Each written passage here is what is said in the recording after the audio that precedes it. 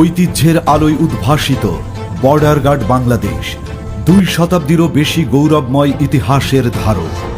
1795 সালে Ramgarh local battalion নামে যাত্রা শুরু করে আজ 4427 কিলোমিটার সুদীর্ঘ সীমান্ত রেখায় প্রতিটি ইঞ্চি রক্ষায় অটল, সুশৃঙ্খল ও অপ্রতিরোধ্য এক বাহিনী।